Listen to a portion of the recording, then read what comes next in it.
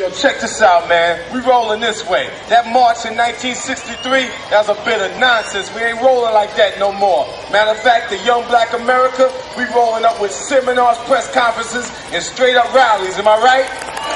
We gonna get what we got to get. Coming to us. Word up. When hip-hop began, it featured allegorical narratives of cultural solidarity where individual experiences and struggle represent that of an oppressed collective.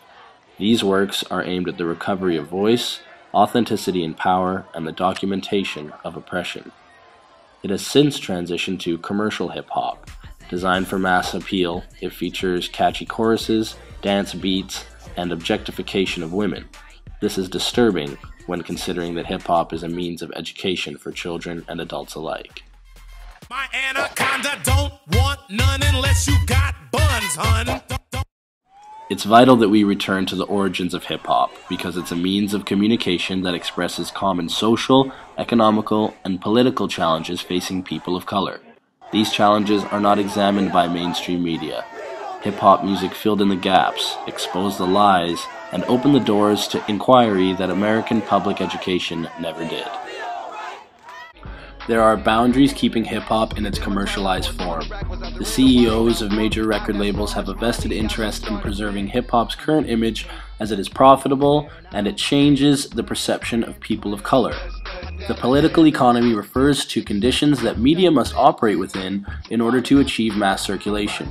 Political economy highlights that capitalist societies are organized according to a dominant mode of production that structures institutions and practices according to the logic of commodification and capital accumulation. The current commercialized hip-hop is organized in order to preserve the societal dominance of white males. The CEOs of the major record labels are all white males. They are interested in preserving the system that brought them such economic success. Unfortunately, this has led to repetitive hip-hop, and anything outside the strict rules of commercial hip-hop is not circulated or promoted nearly as much by any of these record labels. J. Cole's latest album, 2014 Forest Hills Drive, is outside the commercial hip-hop model. His songs are about loving whatever materials you have and about white musicians taking credit for an art born from people of color. This critical piece received virtually no promotion. The album was released 3 weeks after it was announced. Lauryn Hill is a famous hip-hop artist that had great economic success and recognition. She won 5 Grammys for her album The Miseducation of Lauryn Hill, and the album has been entered into the Library of Congress for being culturally, historically, and aesthetically significant. However, Lauryn was aware of the nature of the political economy. That is, she knew that she was not free.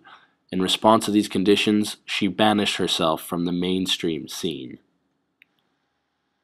In a letter on Tumblr, she wrote the following message. For the past several years, I have remained what others would consider underground.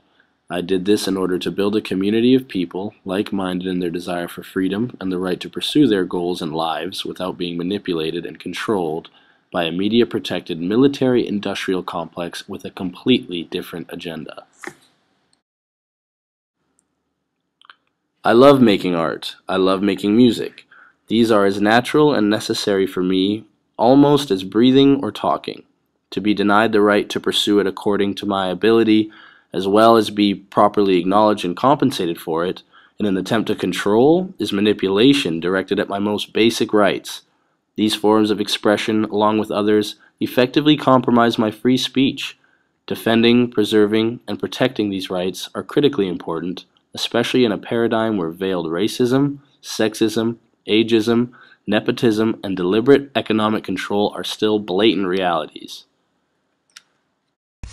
However, if the artist is willing to create music within the parameters of the political economy, which promotes sex, ignorant behavior from people of color, materialism, and simple music, they will be rewarded with more exposure, which leads to fame and money.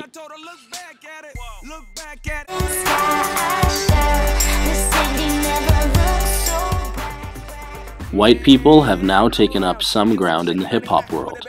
They have modified the culture without acknowledging the history. The origins of rap were about coming together and combating oppression and searching for equality. However, their inclusion has taken hip-hop far from its origins. Hip-hop has been disempowered by its loss of authentic voices. J. Cole educated his listeners in his song Fire Squad off of his latest album, 2014 Forest Hills Drive. History repeats itself and that's just how it goes.